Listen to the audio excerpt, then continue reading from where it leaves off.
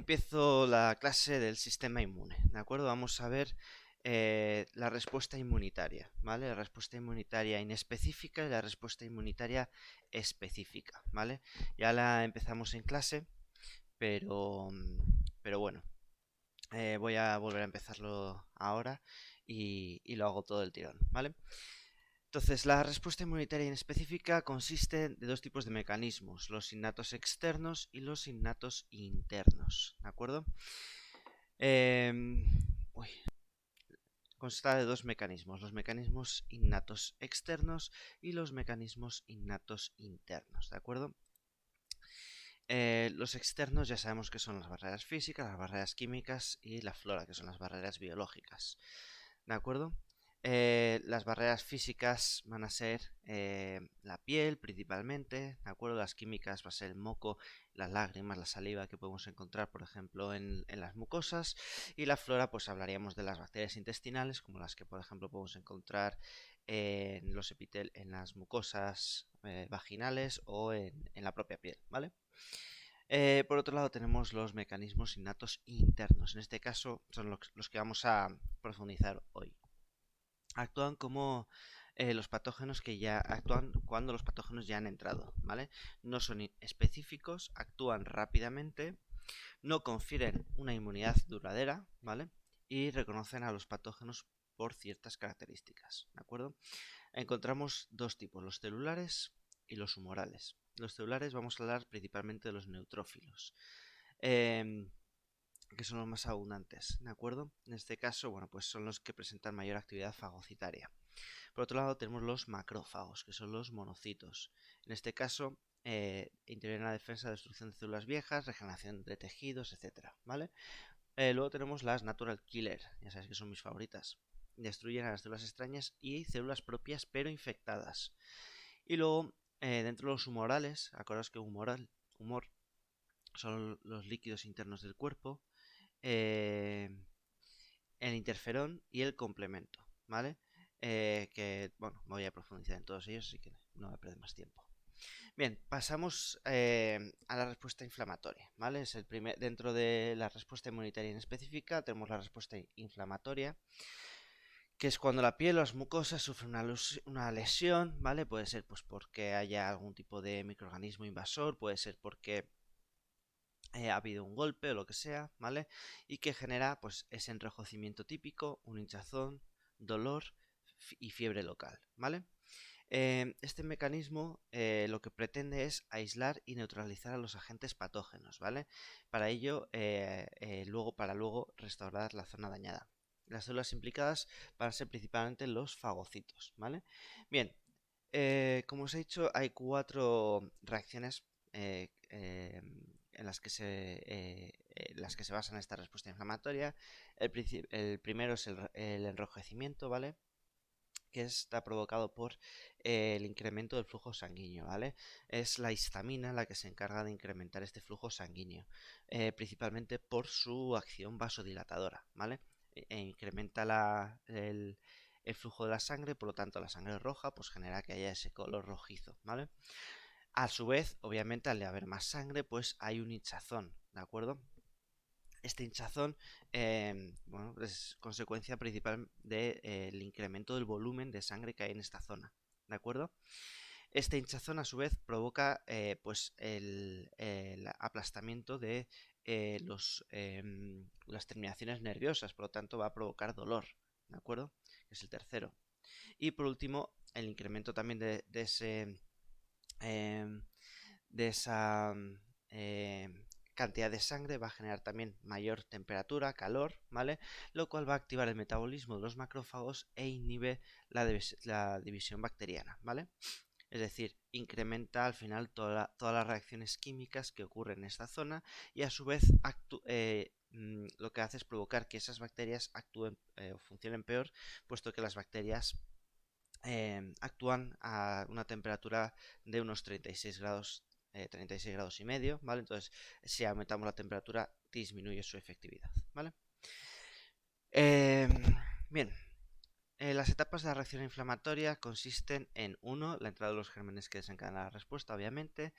Luego, las sustancias que liberan las células dañadas, ¿vale? Las células que que se ven dañadas por estas bacterias, ¿vale? Van a generar una serie de marcadores, ¿vale? Marcadores o mediadores de la inflamación, que lo que van a hacer es atraer por quimiotaxis, por comunicación química, a los macrófagos, ¿vale? Estos macrófagos, que sería aquí lo que viene indicado como glóbulo blanco, ¿vale? Salen de la sangre, ¿vale? Pasan a lo que es el resto del tejido, ¿de acuerdo? Y lo que van a hacer es, pues obviamente, empezar a fagocitar a a los patógenos, ¿vale? Em, y por último, bueno, pues los macrófagos van a secretar sustancias que van a generar pues esa fiebre local, ¿vale? Para mejorar su actuación, para ser más efectivas. Bien, vamos con el sistema del complemento. Ya sabes que es mi favorito, ¿vale? Irónicamente. Bueno, el sistema del complemento está formado por un total de 21 proteínas plasmáticas que, bueno, pues lo que hacen es aumentar sobre todo la acción de los anticuerpos, ¿vale? Actúa mediante un mecanismo de cascada, ¿vale? Es decir, bueno, pues como veis aquí hay algún tipo de activador que desencadena que se active otro, que se activa otro, tal, y al final todo acaba en lo mismo, ¿vale? Esto es un mecanismo de cascada, veis que es súper complejo, no vamos a profundizar mucho en ello, ¿vale? Se activa, ¿vale? Esta respuesta de cascada por la respuesta inmunitaria debida principalmente a un agente invasor, ¿vale? Que va a generar la proteólisis de una proteína, ¿vale? En dos fragmentos, ¿vale? Que activa luego la siguiente, pues la C3, ¿vale? Que activa luego a otro, bueno, nah, no vamos a profundizar en ello, ¿vale? Pero básicamente se puede activar por dos vías, ¿vale? La vía clásica, que es la que precisa de la unión de un antígeno-anticuerpo, ¿vale? O la vía alternativa, que se desencadena directamente por las envolturas de los microorganismos invasores, ¿vale? Es la más antigua evolutivamente, pero bueno, también actúa en nuestro organismo, ¿vale? Bueno, la cosa es que todo el sistema del complemento, ¿vale? Que se activa por estas dos vías, principalmente, ¿vale? Al final lo que va a provocar es la lisis de las células, la rotura de la membrana de las células plasmáticas, ¿vale? Como veis aquí, al final lo que hacen es crear este complemento que se une a las membranas plasmáticas de los organismos patógenos y va a generar un desequilibrio osmótico. Este desequilibrio osmótico al final lo que provoca es esa lisis celular. Además de provocar la destrucción de microorganismos invasores, también va a potenciar la respuesta inflamatoria, ¿vale? La vasodilatación, bla, bla, bla, todo lo que hemos visto hasta ahora, y la opsonización, ¿vale? Facilitando así la fagocitosis. Bien, a ver. Sí, el interferón, ¿vale? El otro que hemos hablado hasta ahora. El interferón básicamente son moléculas de naturaleza proteica segregadas por las células que están infectadas por los virus, ¿vale? Cuando hay una célula que está infectada por un virus, lo que hace es que activa una serie de genes que al final, al activarse un gen, ya sabéis que genera unas proteínas y estas proteínas son el interferón, ¿vale? Que lo que hace es que a las células adyacentes las estimulan para sintetizar enzimas antivirales, evitando así que las células pues generen algún tipo de, o sea, provocando que así las células puedan actuar mejor sobre los virus, ¿vale?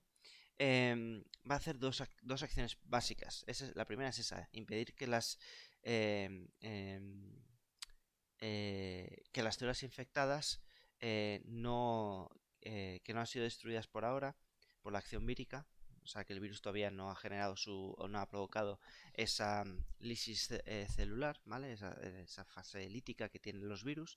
Entonces lo que evita es esa replicación. Entonces paraliza a la célula esperando a ser destruida, ¿vale? Y por otro lado, estas proteínas que os digo que secretan también van a activar a las natural killer, ¿vale? Capaz de reconocer a estas células infectadas gracias a estas proteínas y así poder eliminarlas. Entonces, lo que hace es paralizar el mecanismo de la célula y luego provocar su... Ah, mira, lo tengo aquí. Provocar su lisis, ¿vale? Entonces, bueno, pues se basa al final en esto, ¿de acuerdo? Provoca las células cercanas no infectadas para que destruyan su ARN y reproduzcan la síntesis de proteínas, ¿vale? Es decir, paraliza las células adyacentes. Por otro lado, provoca que las células cercanas infectadas para que entren en apoptosis, ¿vale?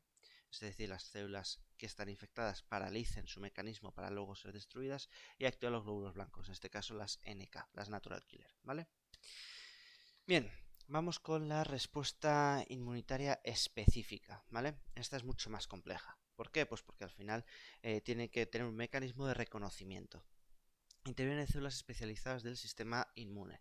Perdón, intervención de células especializadas del sistema inmune, ¿vale? Los linfocitos, de los que hemos hablado hasta ahora, pero no hemos profundizado mucho en su acción.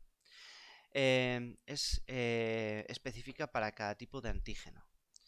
A la vez existen gran cantidad de receptores antigénicos distintos, uno por cada antígeno, ¿vale? Y activa la memoria inmunológica.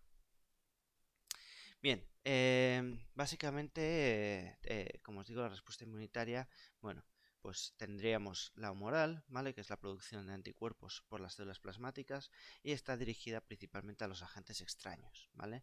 Y luego la celular, que busca principalmente destruir las células infectadas para evitar que puedan generar nuevas células y agentes infecciosos, ¿vale? También son capaces de destruir células tumorales, ¿vale? Que ya sabéis que son las células cancerígenas principalmente.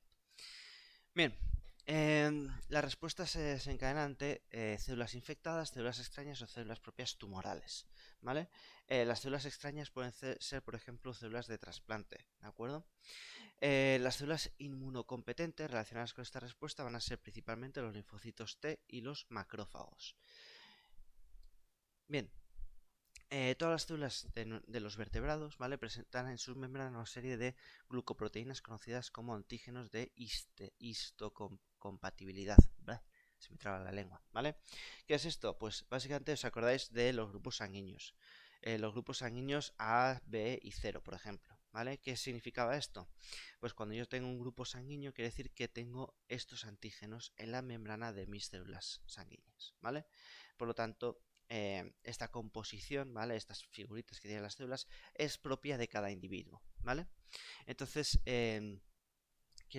básicamente estas moléculas son más o menos como un carnet de identidad molecular, ¿vale? Que nos permite diferenciar lo que es propio de lo que es ajeno, ¿vale? Esto es lo que provoca, por ejemplo, un rechazo dentro de un trasplante, ¿de acuerdo? Que al final, cuando se nos inserta dentro del organismo alguna célula patógena o alguna célula que no es nuestra, perfectamente puede ser reconocida por este tipo de sistema inmune, ¿vale? Y lo va a rechazar, lo va a eliminar, ¿vale? Va a generar un tipo de reacción inflamatoria, por ejemplo, ¿vale? Bien, bueno, ¿qué os he puesto aquí? Pues básicamente encajan como puzzles, ¿vale? Vamos a tener células presentadoras de los antígenos que van a activar a los linfocitos B, ¿vale? Estas células presentadoras de antígenos son los linfocitos B que han reconocido al antígeno previamente, ¿vale? Y hacen pues este sistema como una especie de puzzle, ¿vale? Es que no hay mejor forma que representarlo que así, ¿vale? Como un puzzle, ¿de acuerdo? Bien, un linfocito T4, ¿vale? Acordaos que los linfocitos T se dividen principalmente en dos, los T4 y los T8, ¿vale? Pues básicamente el T4, ¿vale? Puede llevar un receptor. Bueno, a ver, espera que me he saltado un poco, ¿vale? Vamos a explicar un poco cómo es el mecanismo de acción, ¿vale? De la respuesta inmunitaria. Voy a empezar con explicando cuando es un patógeno extracelular, ¿vale? En este caso, un linfocito T4, que son los colaboradores, los helper, ¿vale? Que lleva un receptor, ¿vale? Adecuado, se adapta al complejo que es el MHC, ¿vale? Que es el complejo mayor de histocompatibilidad, ¿vale? Bueno, con el antígeno, ¿de acuerdo? El macrófago presentador del antígeno. Entonces yo tengo un macrófago que ha fagocitado ese antígeno y lo que hace es que presenta estos, bueno, el antígeno, el organismo patógeno, y pone en su membrana este antígeno, ¿vale? El antígeno para presentárselo a los linfocitos, ¿vale? Para que sean capaces de reconocerlos. Entonces entran en contacto con este y se activa y empieza a multiplicarse, ¿vale? Bien, forma dos tipos de familia, los TH1, los TH2. Los TH1 son los que desencadenan la respuesta celular, ¿vale? Que son estos. Estos linfocitos lo que hacen es que una vez han reconocido, liberan sustancias que activan a los macrófagos para que destruyan las células infectadas, ¿vale? Los macrófagos activados tienen una gran capacidad fagocítica, ¿de acuerdo? Empiezan a fagocitar las células infectadas si es en caso de virus o directamente los organismos patógenos. Fagocitan a las células infectadas y son refractarios al parásito intracelular, no infectados por el microorganismo, ¿vale? Es decir, lo que hacen es que son capaces de fagocitar a estas células sin ser infectadas por el posible virus, ¿vale? Bien, una segunda vía celular parte de los linfocitos T citotóxicos, ¿vale? Los citotóxicos lo que van a provocar son sustancias para destruir a las células infectadas. Estos reconocen a los receptores, ¿vale? Y los componentes antigénicos que les presentan las células infectadas, ¿de acuerdo? Los citotóxicos entonces actúan produciendo sustancias que destruyen a las células infectadas por el virus y también a las células tumorales, ¿vale? Esto sería una célula infectada tumoral, ¿vale? Y estas sustancias que provocan pues es la lisis celular, ¿vale? Al perder el citoplasma pues empiezan a morir, ¿de acuerdo? Y al morirse pues ya no pueden replicar al virus. Después de haber destruido las células infectadas, las células citotóxicas desaparecen, ¿vale? Pero algunas de ellas permanecen como las células citotóxicas de memoria, ¿vale? Que pueden perdurar durante más o menos tiempo dentro del organismo para futuras entradas del microorganismo invasor, ¿vale? Lo que generan es esta memoria inmunológica. Bien, vamos con la respuesta inmunitaria específica humoral, ¿vale? En este caso... A ver, ¿qué me está escribiendo? Nah. Las células no atacan directamente a los antígenos, ¿vale? Actúan los anticuerpos, eh, que son las proteínas que van a generar estas células. Son los linfocitos B, ¿vale? Y los TH2, que son los linfocitos T4, que hemos hablado también antes de ellos, ¿vale? Este mecanismo suele desencadenarse ante la presencia de patógenos extracelulares y de toxinas bacterianas, ¿de acuerdo? Es decir, cuando entra un mecanismo, o sea, algún tipo de patógeno, van a activarse, van a producir los anticuerpos, ¿vale? Que van a actuar en última instancia. Vamos con el mecanismo de acción de la respuesta inmunitaria específica humoral, ¿vale? Bueno, lo primero es que si un macrófago o célula emparentada fagocita al microorganismo, ¿vale? Lo degrada presentando las partículas de microorganismos o antígenos, ¿de acuerdo? Es decir, fagocitan el posible patógeno y lo ponen también en su membrana plasmática, ¿vale? El antígeno. En este caso, lo que va a hacer es... vale, bueno, pues el complejo tal, ¿vale? Lo mismo, igual que antes, ¿vale? Lo que pasa es que es otro complejo. El anterior era el 1, pues ahora es el 2, ¿de acuerdo? En este caso, el linfocito TH, el helper, ¿vale?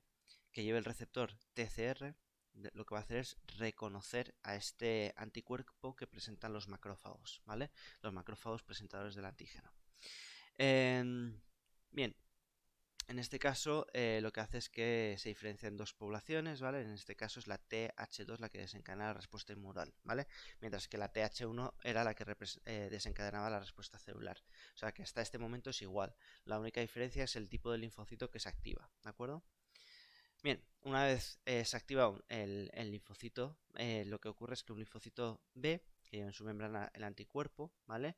Establece contacto con el antígeno, ¿de acuerdo? Entonces, el antígeno sería el virus, ¿vale? Y este es el anticuerpo, con los que tienen esa forma de Y, ¿de acuerdo?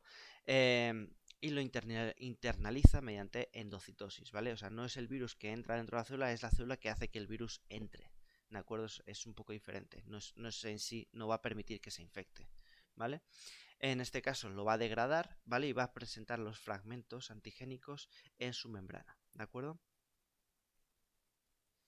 El contacto entre el TH2 y un linfocito B, lo que que lleva al complejo, ¿vale? Va a provocar que se desencadene la producción de las interleucinas, ¿vale? Que transformará al linfocito B en una célula plasmática, ¿vale? Tiene que haber este contacto que va a generar que el linfocito B, T helper va a generar estas proteínas, las interleucinas, que activan al linfocito B y lo genera como una célula plasmática, ¿vale? Esta célula plasmática, que antes era un linfocito B, va a generar grandes cantidades de anticuerpos, ¿vale? Estos anticuerpos se fijan al agente extraño, en este caso al virus, ¿vale? Generando pues que este macrófago pueda reconocer a estos virus y comérselo, ¿de acuerdo? Eh, entre otras cosas, acordaos que los anticuerpos tienen varias formas de actuación, ¿vale? Después de haber destruido al agente patógeno, la mayor parte de los linfocitos y las células plasmáticas desaparecen, quedando solo algunas pocas llamadas las células B de memoria y los linfocitos TH de memoria, ¿vale? Siempre que acaba la respuesta inmunitaria, vamos a almacenar unas pocas células en formato de memoria, ¿vale? ¿Dónde se almacenan? En los ganglios linfáticos, ¿vale? Para que así una segunda posible infección genere algún tipo de reacción a una escala más rápida, ¿vale? Lo que básicamente ocurre es esto, ¿vale? Es que, a ver, espérate que me centro. Sí, esto sería la respuesta humoral primaria, ¿vale? Es decir, el antígeno se mete en el cuerpo, ¿vale? Y genera una reacción lenta, y va subiendo el pico, ¿vale? Y luego ya disminuye, ¿vale? Como veis, tarda pues en días, pues por ejemplo, ¿vale? Pues unos 40 días al final en eliminar el antígeno completamente, ¿vale? Sin embargo, una posible segunda inyección, ¿vale? De antígenos, perdón, lo que va a provocar es una respuesta tan exagerada que en escasos días, ¿vale? Aquí veis que el pico, hablando de picos de gráficas, acaba, pues llega más o menos al día 20, pues aquí en apenas unos pocos días, ¿vale? En menos días básicamente va a generar esa respuesta incluso mayor, ¿vale? Como ven aquí, esta segunda respuesta se produce de 100 a 1000 veces más anticuerpos capaz de actuar sobre el patógeno, ¿vale? Por lo tanto va a ser mucho más efectivo. Esto básicamente es al final lo que hacemos con las vacunas, ¿vale? Las vacunas lo que hacemos es generar esa primera inyección de antígenos para que nuestro sistema inmune sea capaz de generar esos anticuerpos y esa respuesta humoral y celular de memoria. Y así una segunda posible infección va a generar un tipo de actuación mucho más rápida, ¿vale? Bueno, vale, pues corto la grabación.